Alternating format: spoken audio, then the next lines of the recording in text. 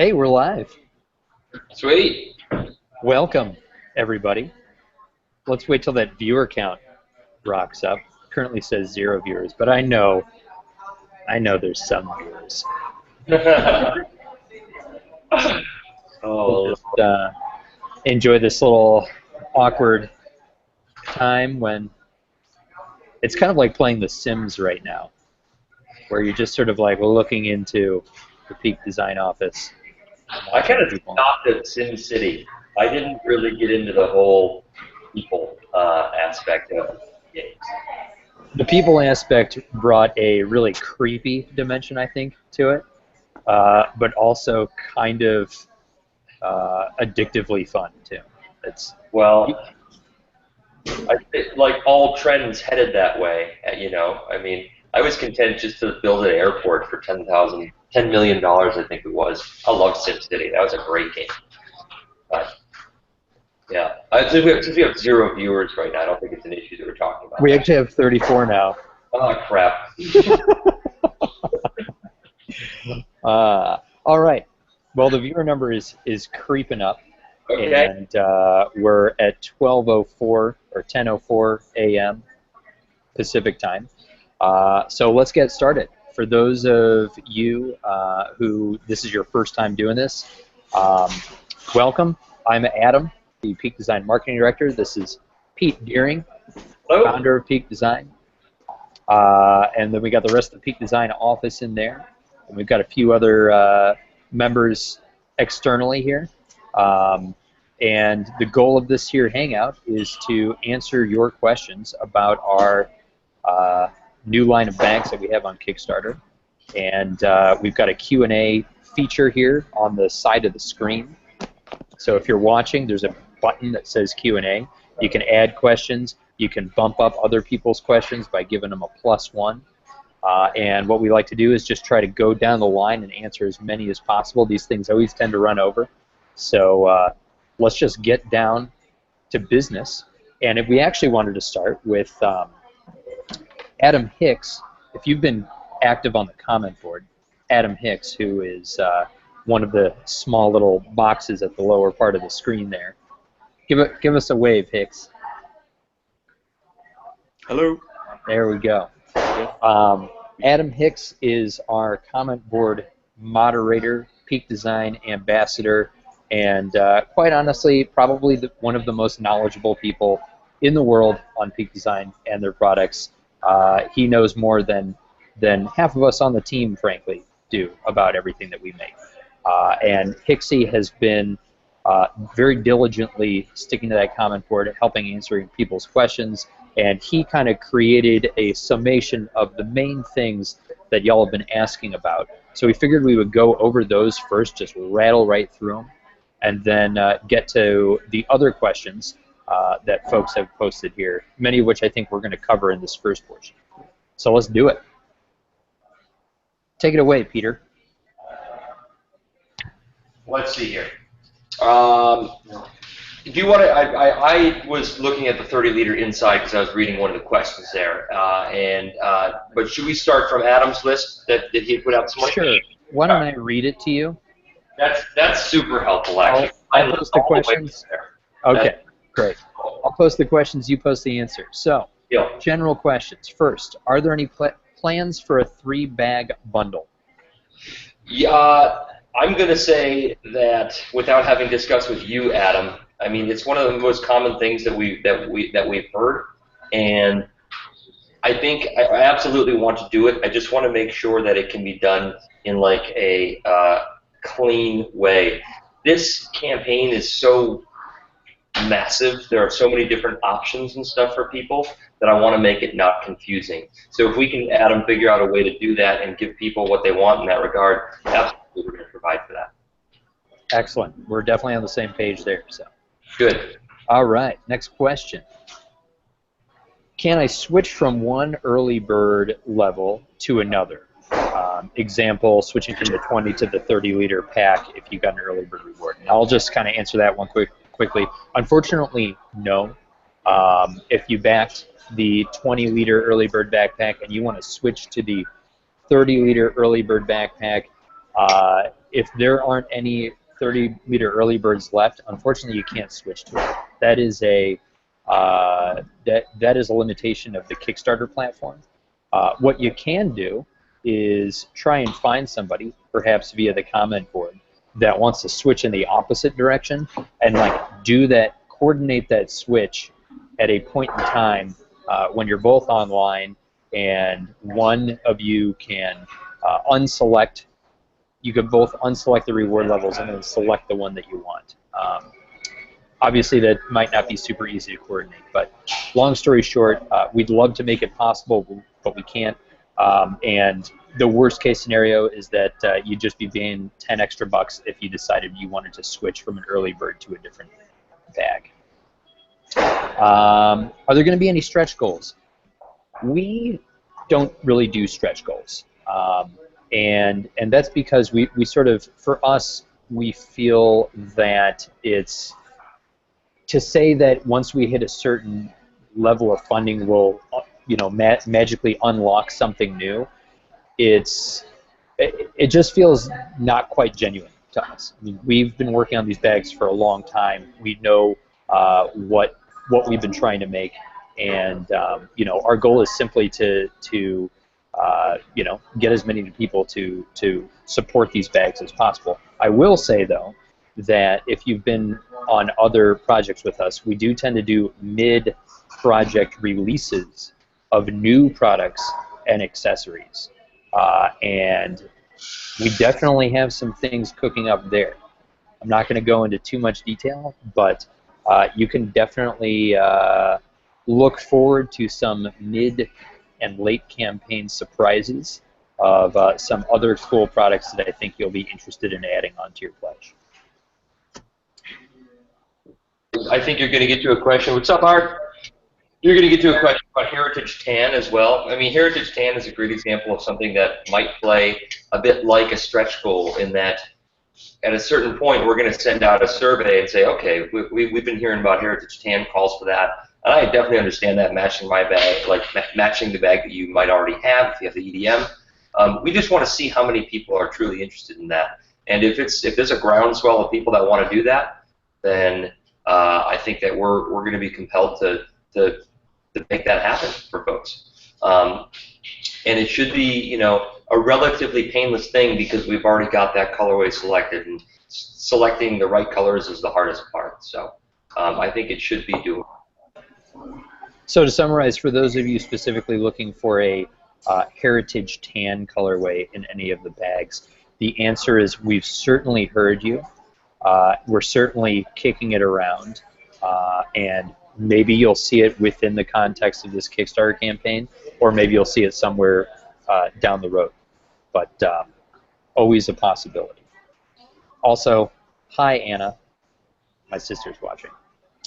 That's awesome. All right, let's keep going through here. When will more photos of the ash colorway be available?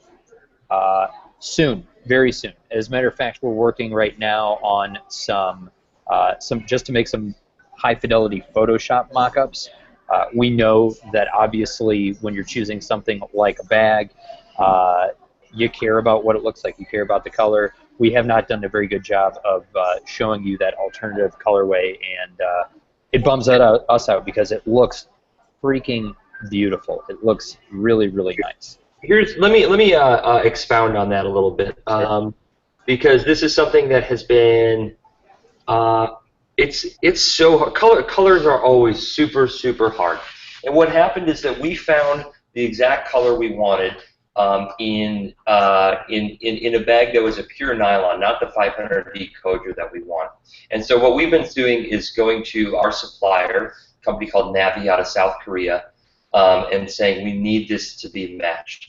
And grays are really difficult for anyone who's familiar with Pantone or just the trying to match colors in general. This latest sample we got back is, I personally think, quite good, like good to go. You got Lockett on the camp saying, nope, there's too much green in it, no way, I won't have it. Art is kind of in the middle on that. And what we've done, you might be asking, like, wait a second, if you don't even decide yet, how is it possible that you're going to release these things on time. But what we did is we released a ton of the 500D Kodra fabric, which just comes out white, and the dyeing takes place after you lock in these lab dips. So we're not behind on schedule in accordance with that. But what that does mean is that for the perfect golden samples of the ash colorway, we can't have those until we get these lab dips perfectly right. So we still might have to do some Photoshop jiggery to make that happen, and that's a bummer. That's like it's one of several things on this campaign that I just wish we could have come out of the gates and shown you guys right away, and we haven't been able to do that. And trust me, we're working hard on trying to make up for that. So. Absolutely. But long story short, have we showed them some of the prototypes that are close? I can't remember if we did that in the last Hangout or not. Might be worth a quick. Absolutely, definitely worth bringing up. Hey, real quick, by the way, there's a couple more people now that we should introduce. Mark Wang in the office here, Peak Design Technical Director. Dan Kimiente. Kimiente. Come on, bro. I'm sorry, bro. Dan's hella cool. He's hella dope. He is our customer service manager. Alish Patel. Hello. Yeah. He's up in New York at a wedding right now. He's our digital marketing director and chief designer Art Vijay, who y'all just saw there, wearing the same shirt as me. Actually, we got extras. By the way, we should be giving those things to backers. We really should. Yeah. Well, you know what? I don't even know all the logistics it would take to sell a T-shirt over the internet right now. It's become really, really unwieldy. Back in the day, we used to do that, and me and a couple other guys would put them in a box, send them. But I don't even know how it happens these days. Fair enough. Well, show them that gray. Show them that sweet gray. Fair enough. So this is pretty close to. Well, actually, this is exactly the color that we're wanting to match, right? I think so this would be leather here. It is real leather. It's this really nice brushed nubuck leather, and some other details that are really pretty on that. Oops, excuse me. Your axial attachment and everything. It's a really gorgeous colorway, and one of the things that we're trying to do with this colorway is the charcoal. And on the inside, you can see here these beautiful kind of aqua color pops. Someone didn't get the text. What's that? And so one thing we're trying to do is just open this up to things that aren't so, red and charcoal and black is a pretty masculine kind of colorway. This one I think is more closer to true unisex, right, Adam? True unisex. It looks wonderful both for well, not that colors are really defining of this, but they seem to be. I mean, when we look at the surveys and everything. So hopefully that's the reaction that we get. But I love this colorway. This is the bag that I'm going to be carrying for sure. And just to clarify, the bag that Peter's holding is it's close to exactly what we want the ash colorway to look like, but it is an older prototype bag, so some design things on that bag aren't quite what they will be on the bag. Sure. Also, we should definitely trademark true unisex. Right. Okay, let's see. Any changes to the timescales of new flex fold dividers being available separately?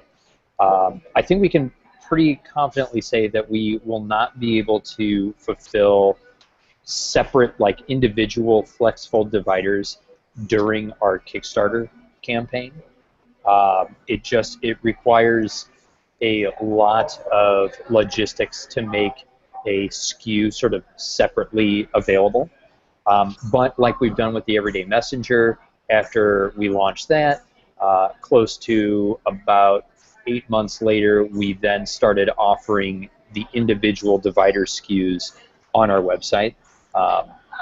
now that we know that some folks like to just kind of add on one extra divider here and there, or maybe want to replace a lost one, we'll certainly work to make that time frame shorter, but I have a hard time thinking that we'll be able to do that within the campaign.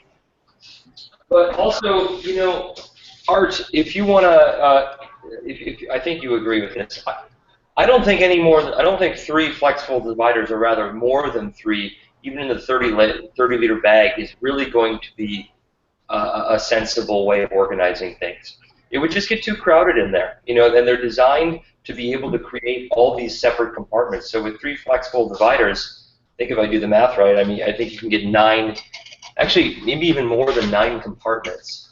And Art, go ahead. I mean, the important thing to remember with these dividers is that each divider can subdivide. They're large dividers that run the length of the bag, and they have 2 additional subdivider flaps within each of those. So when we say the 20-liter has 2 dividers, that means you actually get 6 compartments plus a big blocked out section in the bottom and whatever's above that. So it sounds like you only get 3 compartments. You actually get more like 7. So it is possible to stuff. It's actually very difficult to put any more than 2 or 3 of those in the backpack. You can lay one flat against the bottom of the bag and use it just for the dividing function.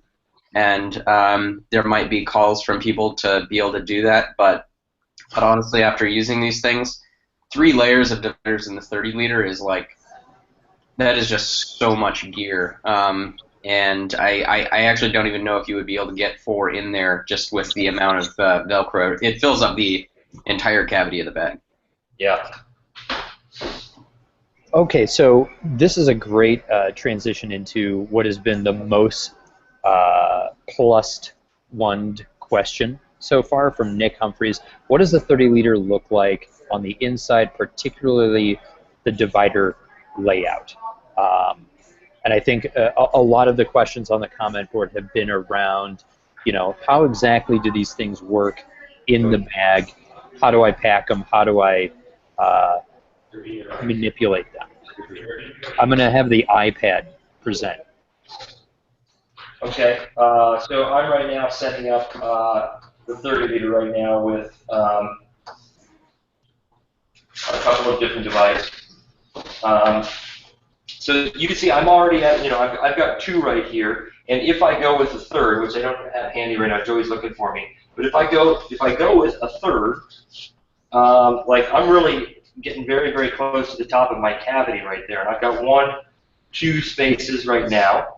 But then if I want to cordon these things off, I can go like so. Another thing I can do is, right now this is kind of set up in that sort of hammock situation, right, which you can allow all of your gear to have its own vertical home, different slots where it's going to be supported. What Art was talking about earlier was laying one flat on the bottom, like so. And this way, right from the bottom, I can come up and create these situations down here, which are going to give you nice little corner access. And so perhaps for a lot of folks who do the 30-liter, that's what they'll be doing, is having 1, 2, 3. There we go. Peter, can I just chip in here? I think another thing that people are interested in doing is dividing the top portion of the bag, so it's not quite so accessible from the side access. So I think in that 30, people are looking to put the one divider very close to the top and then utilize the expansion area at the top of the bag. Gotcha. My main man Joey here is looking for our third large divider. Well, we have innumerable ones in here, but we'll get that. And yes, that's a good call, Adam. So if you were to do that, so the Vela, which is the loop portion, the Velcro, goes quite high. So use this one for. There we go. Sure, this one's a little bit smaller, but that should do it.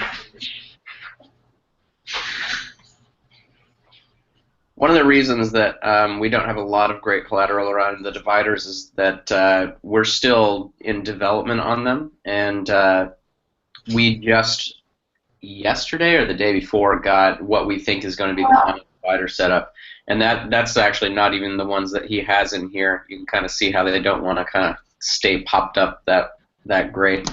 So we're really they're going to be so dialed. I'm really excited about the final version that we've got coming in the mail right now. Which, frankly, I wonder if that doesn't seem like a common theme to folks during this Kickstarter. Is that by all respects, actually, I think that these bags are much further along than the everyday messenger was at this point. But we've always used this time to be, refining the tiny little details. If you look at the campaign last year, the bag that we were filming with wasn't even close, really, to the final one that we ended up shipping, which was a much better bag. But you can see here, this is with the vertical setup, and spin around to the other side. Camera dividers are, just inherently a very, very personal thing that really depend on what your gear setup is. And I know we get so many questions about, like, well, what about my gear specifically, and how is that gonna work in there? And it's a difficult question to answer because everyone's gear setup is naturally a lot different. So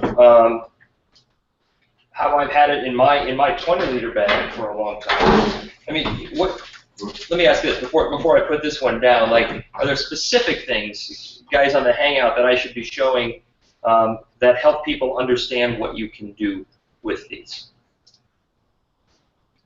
Adam, is there anything else that you want me to show at the top here, kind of like? Certainly, I think being able to split out the top, what you've done with the divider there is helpful because you flipped it up, which minimizes the side access. And you can do that on one side and then just leave the other side zipped.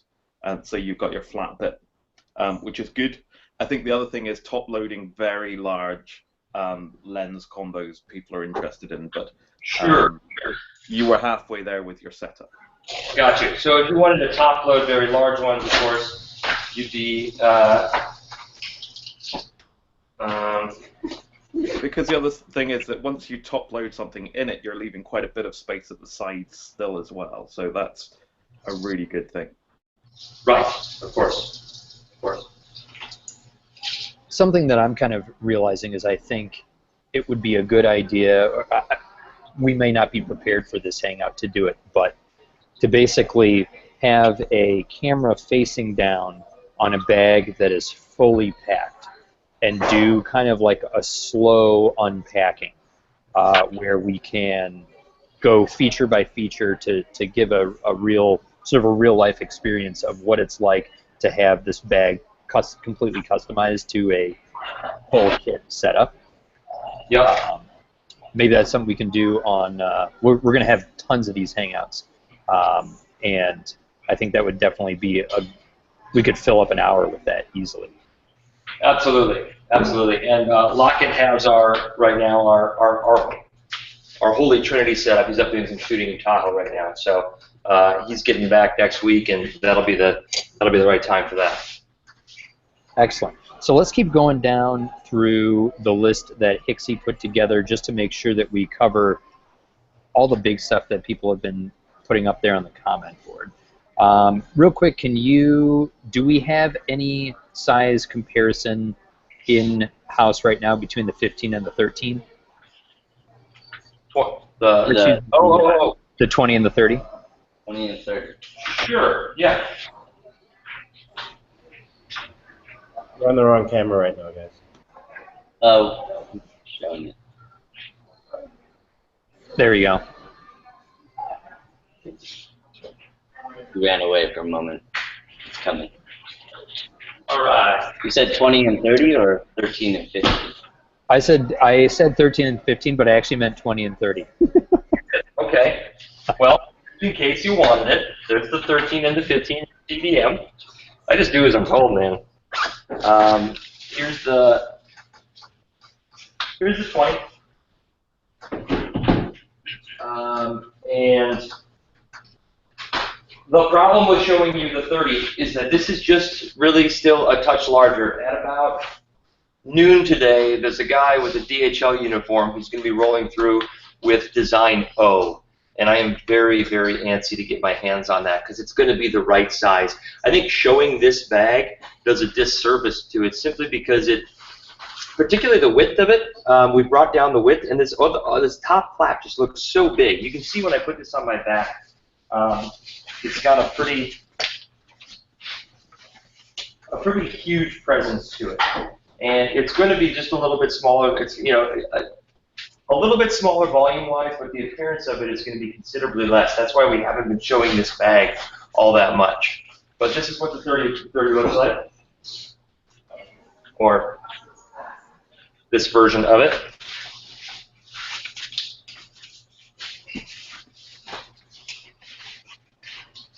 And the 20.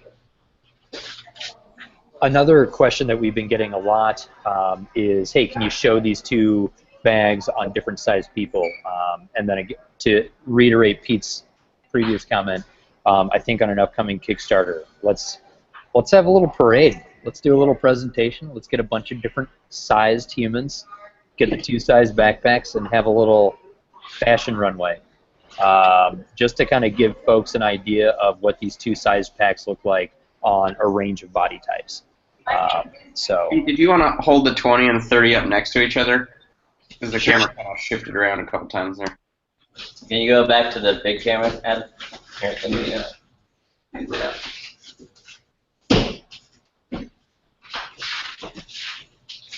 I think just to chime in here, it might be interesting to provide the sizes on the smallest, dimensions with the latch on pull down, because the sizes on the Kickstarter are with the bag at the top latch here. Oh, very exciting. DHL guy came. Wow. You're witnessing history right now, folks. Oh, man. And for the most awkward delivery of that guy's life. I'm not a DHL guy. No. No. What are we looking at? Oh, my God. We are looking at, Backpack has just walked in the door. So this is the 30 liter. The gray color here, it's actually right in between what ash and charcoal is, so don't pay quite so much attention to that. They ran out of our test fabric of the charcoal, but this is perfect. This is it. Like, this is the 30 liter. This is what it should be. This is what it is. VJ finally nailed it. We almost ran out of letters in the alphabet, but let's do more. Put them together. Wow, that is excellent. All right, let's have a look.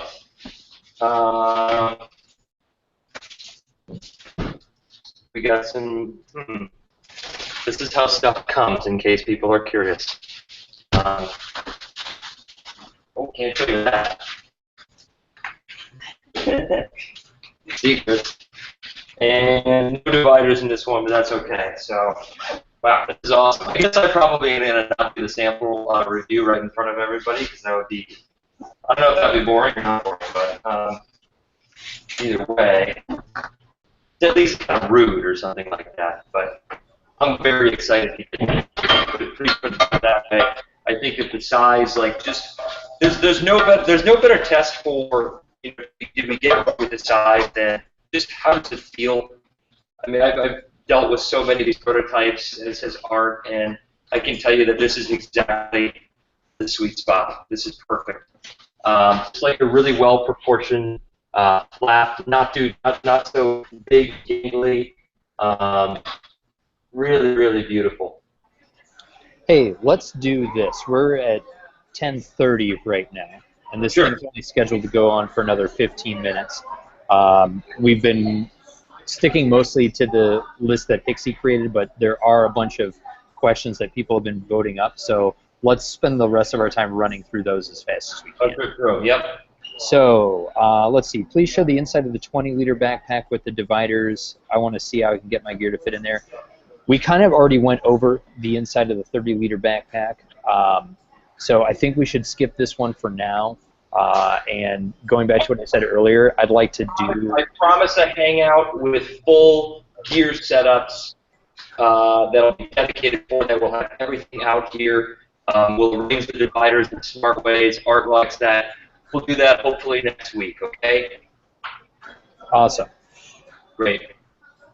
Eddie Kerniati asks, will there be a raincoat for the backpack? Don't need one. Why not? It's thoughtfully designed. Flaps are extraordinarily efficient at shedding water, and so that's one main area that protects. The fabric is super water resistant. 4 layers of polyurethane and hydrophobic DWR impregnated coat do a really good job of shedding water. Waterproof zips, obviously nothing penetrable, but from my experience using this in the rain, it's just a whisper of any entry. So you don't need a raincoat for this. For those of you familiar with the Everyday Backpack, or excuse me, the Everyday Messenger, these new bags are made out of the same Codra material, which is a synthetic canvas. And what Peter was just saying is that it is, what is it? It's impregnated with DWR, which Yes. is a water-resistant So polymer. let me just it's I don't know if it's a polymer or what, but anyway, it's the thing that you can coat onto fabrics that make water run away from it. We've all seen beading, okay, in fabrics. Anytime you've seen that, that's caused by DWR. It repels it, makes the surface tension and the water grab together. This has got 2 layers of polyurethane on top of that, so most of the time, in theory, unless you've got scratches or things like that, you won't even reach the DWR fabric. It's just going to hit that polyurethane, and while it's actually not going to do that beautiful beading that you're used to, water's just not getting in there. And if you do see it beading, that means that the polyurethane has been abraded off or something like that. But we've also got that on the underside, 2 layers of polyurethane, so you're very, very well protected for a long time against water. So last time there were a couple of people that were worried about when it was full and we were at the top of the mag latch. Can you show how it's still protected there? Sure. I mean, Maybe show the storm flaps, how they're kind of integrated into the flap. all right. So obviously I'm pulling out there like that, but you got to remember that the way that MagLatch works is it's this mechanism which is based on sort of the compression of the goods within here. So if I'm on the top latch, it's not going to be full or floppy at the sides. It's going to be very, very taut, and it's going to be standing up how you might want it to. So from my experience with using a very, very full bag, all of this stuff in here arranges quite neatly because of the gear that's pushing up inside of it, and it's easy to make sure that flap goes over the top of it. And because you don't have you're not doing a side carry. This is a backpack, so rain comes from the top. It's very well suited towards shedding that. Show them how the storm flaps terminate inside of the flap into the dark. Sure. That's pretty unique. Right. Okay. So right here is what Art is talking about. This ensures that you've always got that overlap, and that it's trained to do that. Anything else, Beach? On most bags, that is essentially kind of integrated into the flap. So when you close the flap, it can either be tucked in or out. But we've actually attached it to the insides of the flap in a really kind of technical, tricky way. And it just ensures that all of that material is trained to go inwards. That's this dart right there that he's talking about, which is a really sweet, great addition. This thing came together. I mean, dude, adding in that dart was huge for making this whole flap come together. It sounds like a weird little thing, but yeah, more to that story. All right. Keep going on these questions. Moving on from storm flaps. Esteban Monclova asks, hi guys, do the backpacks sit up unassisted? Yes, they do. And so Art is very, very shape conscious, right? And so that means that He was born very shape conscious. Not vain. That's not what I'm saying. But so we have these elegant lines, right? And this is a really important thing for Art to make it look like a modern, beautiful backpack. But standing is something that we really need to have, right? And so the way that the foam is constructed is at the bottom, it will actually, under its own load, flatten out and form a perfect little seat when you have a load in it. So the answer is yes, the bags are going to stand, even though when they're like this, it looks like they probably won't, which is a really sweet, subtle feature that Art worked really hard on perfecting. So, yes. From a packing standpoint, also, they would, if you were to pack the bag on either side, it will stand on its side as well. Yeah. Right.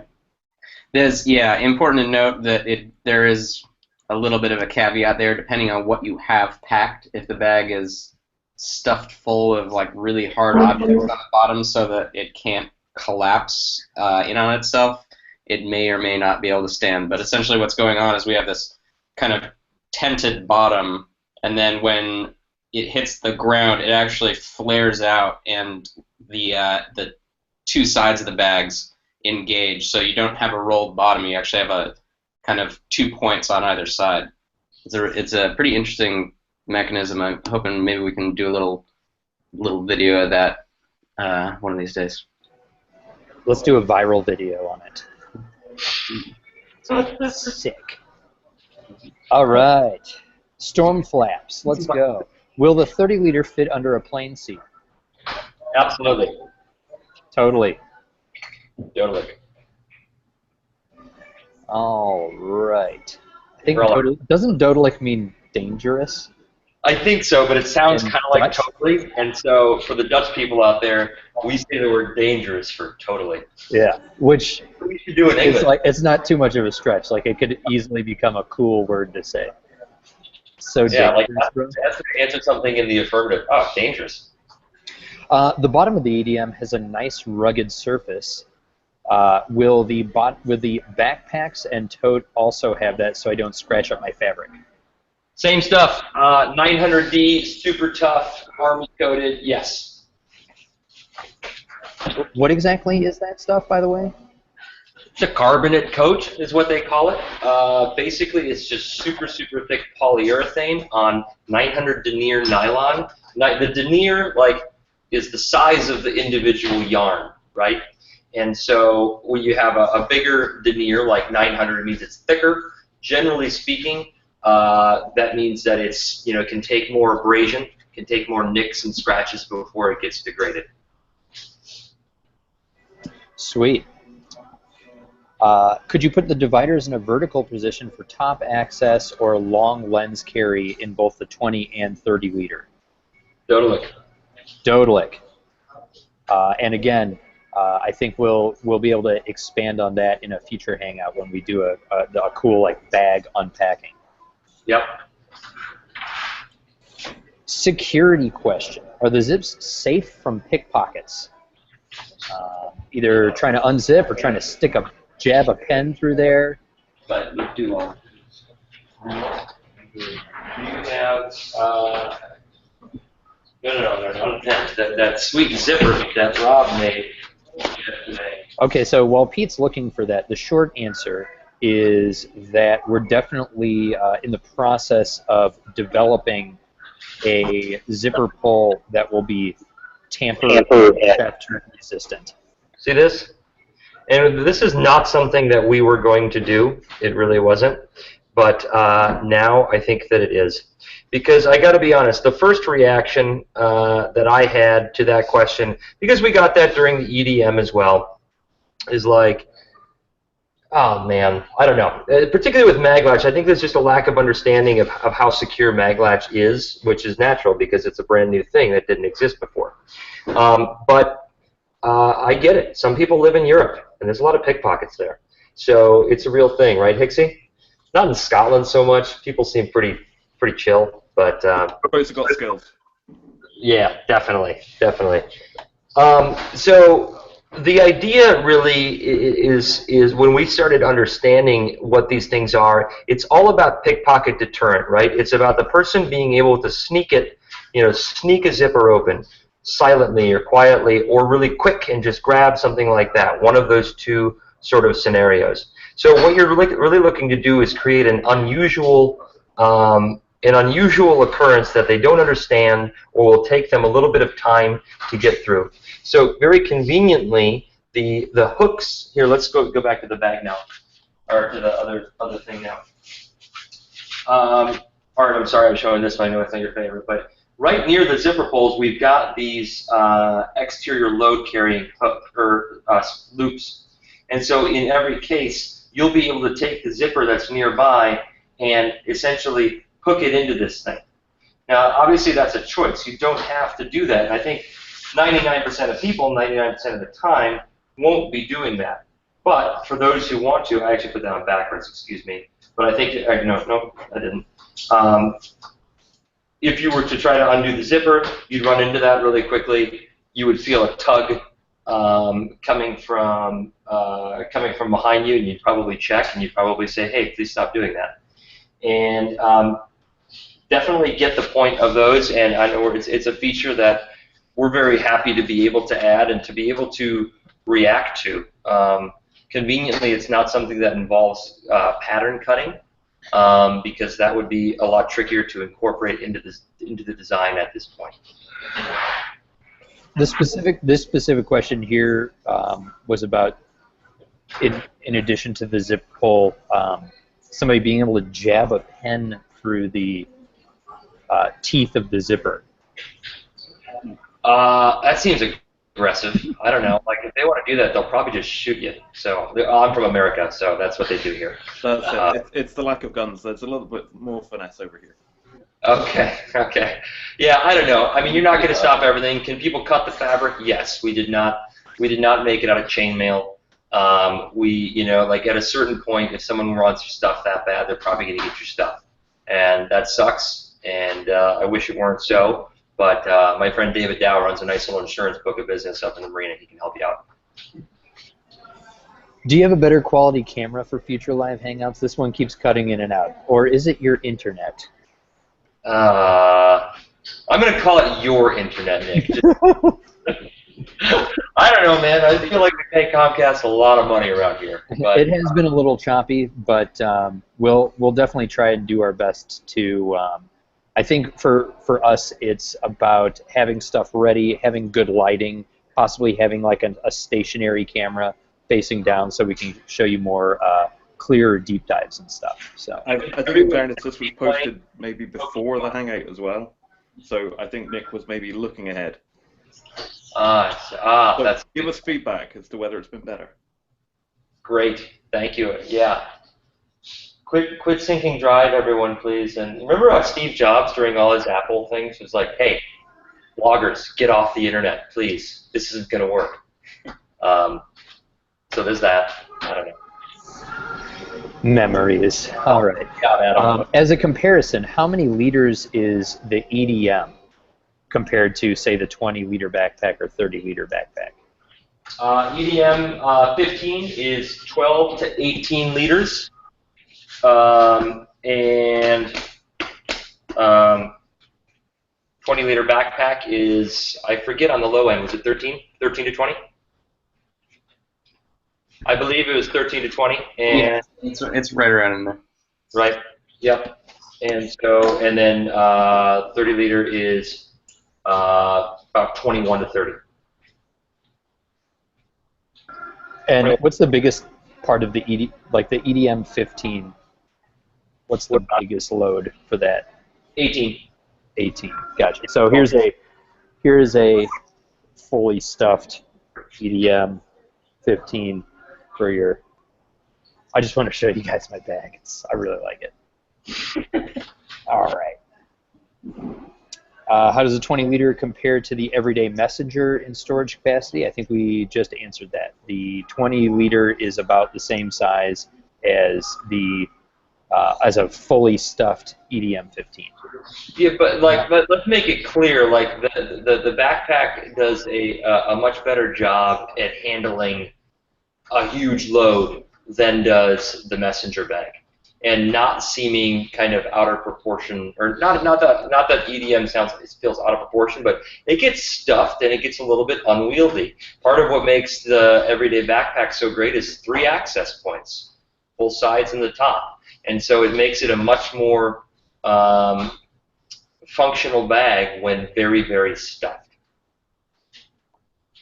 Right, and kind of the neutral space, when the EDM is in its fully compressed state, it's not as usable as the backpack is because the backpack has more of kind of a set cavity, and the expansion zone is on top of that. So there's a lot more usable volume in the 20 liters than the 15 for sure.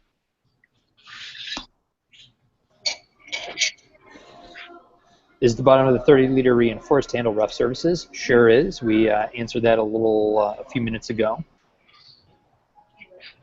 Will the backpack have a shell cover to prevent from the rain? No. We also have an answer to this about 10 minutes ago. The fabric is very fully weatherproof.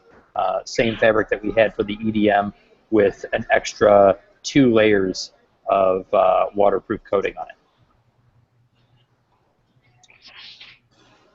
We've got some people who would like to see some clothes unpacking instead of camera gear, please. A traveler setup. So that's definitely great feedback for when we do our kind of bag unpacking. Maybe we can do a couple different, a photo-heavy scenario and then like a travel or work-heavy scenario.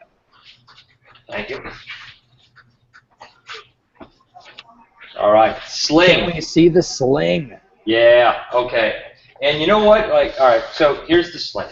And it's sweet. It's such a neat, tight little package. It's awesome. One thing that people probably don't realize is that this thing here, these straps here, they are, here, come up with your marks so the natural light's better. Bueno. This line right here, or this seam right here, serves to divide these 2 pieces of foam and allow this thing to cave in and this thing to cinch down. So if you're someone who wants like a really, really slim package, and obviously you close these things here, Sling can deliver on that, right? This looks, I think, by all accounts, like a really, really small, tight package. But its ability to expand is awesome, which, I mean, I think we clearly showed that in the video. One thing that people are curious about is, can it fit a 13-inch MacBook Pro or MacBook Pro Retina? And it's a great question.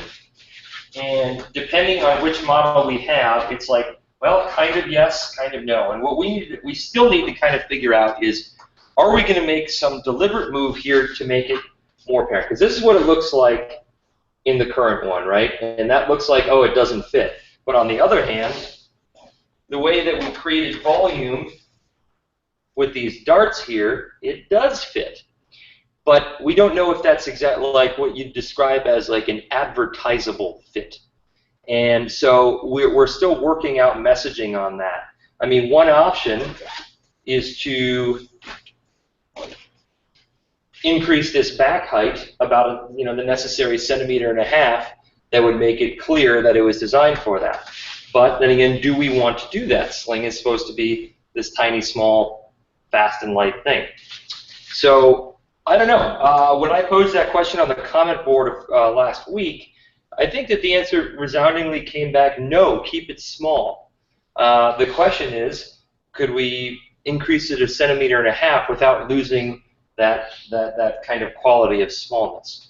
And it's just one of those questions that we're going to have to essentially make a choice on, because I think that we hear and we understand the sentiment, but everyone, the folks who are answering that question and giving us that information, they're not here working with it, and they're obviously not going to have us quite a good a perspective to see if we can sneak it in there. So can we see how a tripod attaches to Sling? Sure. Got about 1,000 tripods. Let's do it. I'll do it. So similar to our others, we have a tripod band.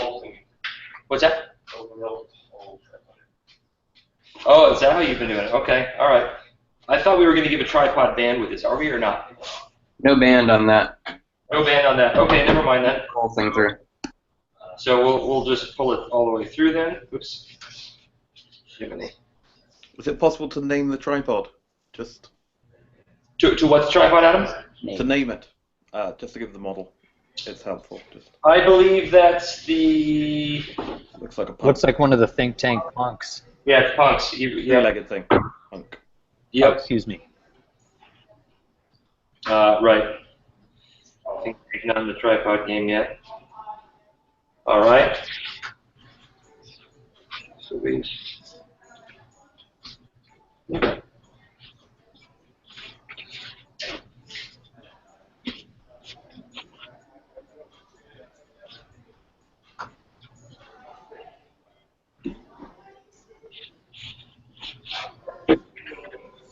There you go. Pretty tight little package.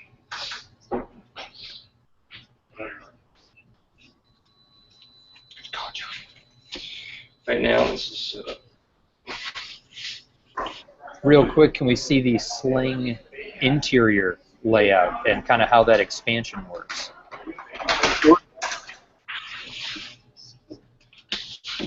Oh. Somebody just put cookies next to me. I'm going to grab one. I'll be right back.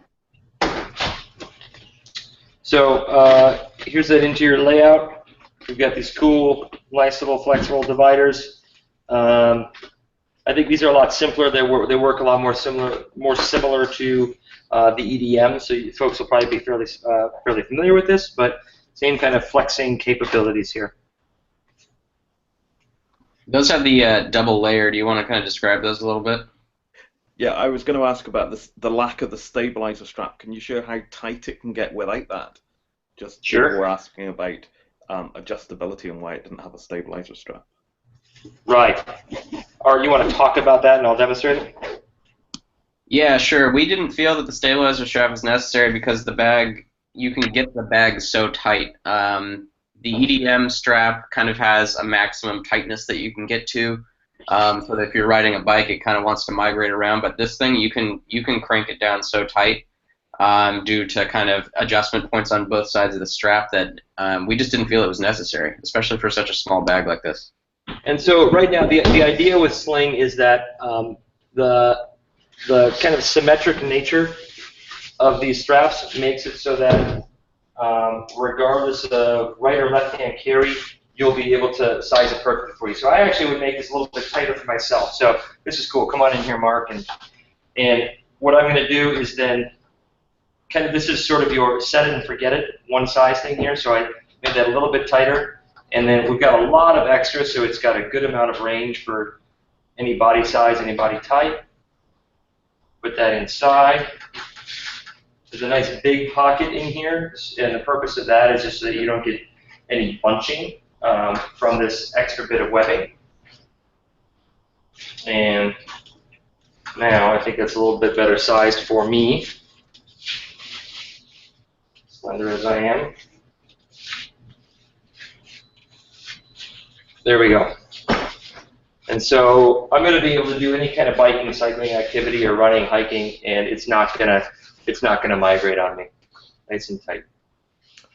Is it possible just to show the end pieces where capture would go? Not to put one on, but Sure. Art, are you still thinking about redoing those? I kind of hope not, but Yeah, it's on my mind. The function will be almost identical. It'll just look a little bit different, but. right. So here they are. They're nice, really stiff and rigid, and built into the structure. So it's going to be a great mounting point for capture. Maybe you can, someone can rig one up while you're answering the next question. It's actually, I think it's actually one of the best bags that we make for capture.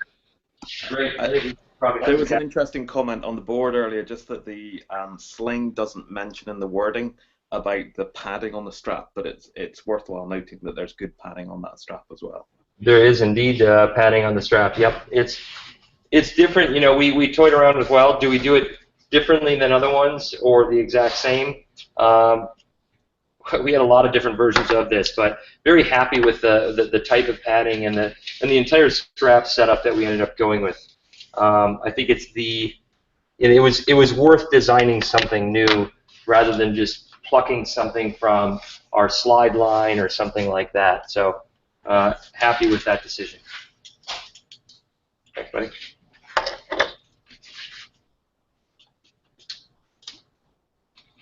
Go ahead. I'm just bringing up this capture.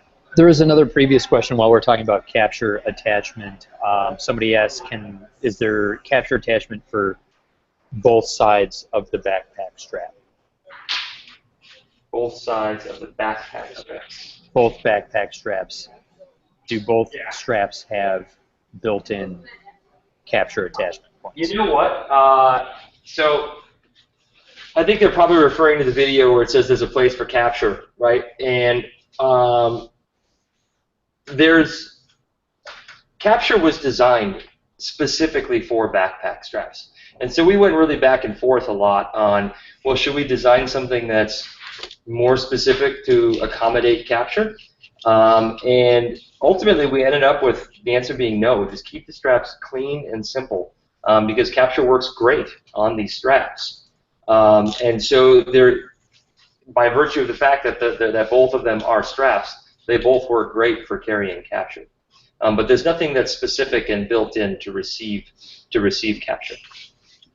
Yeah, we tried a lot of different designs to kind of create like little padded alcoves and stuff for capture on the backpack straps, and every time we did, the straps just ended up so big and bulky and wide that we thought that maybe they work, 5% better for capture, but for the rest of the time, they were a negative. So I'm pretty happy with the direction we went. They do have a great structure for capture, and there's a section that is a little bit wider right where you'd want to mount it. So we definitely thought about it, but there's no specific area for it.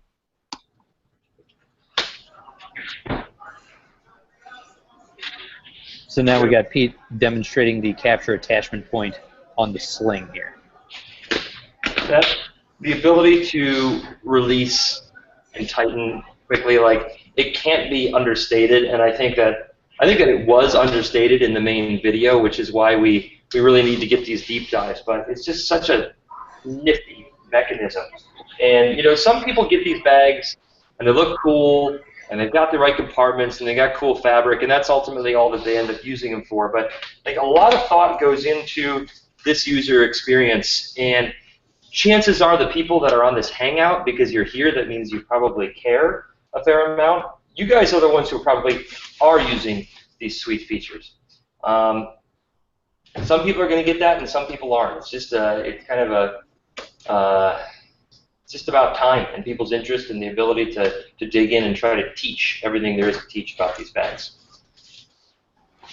All right, so we've been in this for an hour now. We should probably wind down soon because while we're having fun, I know that us on the team have got a whole bunch of stuff that we've got to get to keep running this here crowdfunding campaign. Let me unpresent.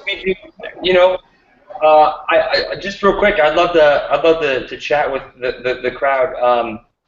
It's been a really busy week for everyone, and I personally have been feeling like almost out of touch with the comment board. Usually I like to be there a little bit more and keeping up with things, and Adam's done such a super job moderating that, and I check in with him every day and make sure that we're doing okay there. But I think we're just really heads down trying to get you guys the collateral that we need to truly explain how these things work and what makes them so special.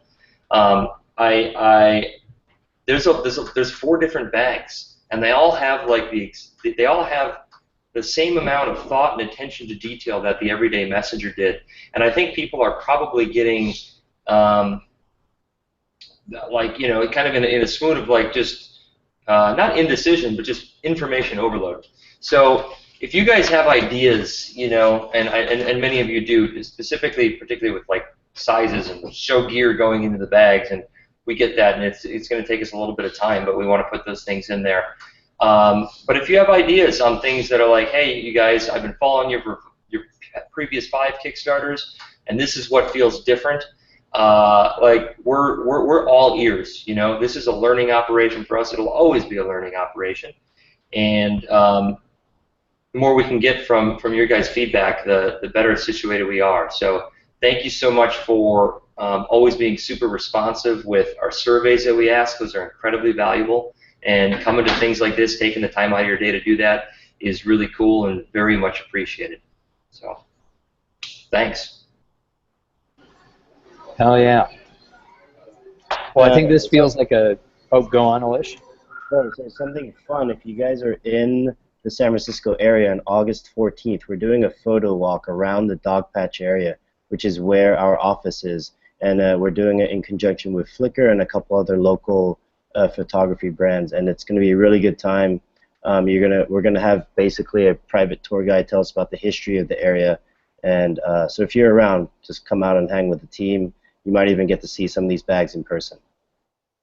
And Nick Humphreys, I'm not worried about you asking too many questions, man. Keep them coming. It's all right. Excellent. Well, we've got a crap ton more questions here up on the board that unfortunately we're not going to be able to get to, but many of them we got to earlier in this Hangout, which will be published on our YouTube page, and we'll share it via an update as well. So many folks will be able to go back and watch through this and learn a thing or two. We're going to have a lot more information and collateral on our Kickstarter page soon, and we're going to be doing more of these things for sure. So thank you, everybody, for your support. Thank you for the we had well over 200 people here for most of the Hangout, which is freaking sweet. That's about twice as much as we had last year when we were doing these for the Everyday Messenger. So thank you guys for your support, for coming out to hang out with us. A little round of applause for our backers here. Yeah, you guys are awesome. And have a great weekend. Stay in touch. Do good work. And what does I don't know. Keeler say? I don't know. He's Blow it now. yeah. All right. See you, everybody. And get her done. All right. Peace. Bye. Bye-bye. Guys.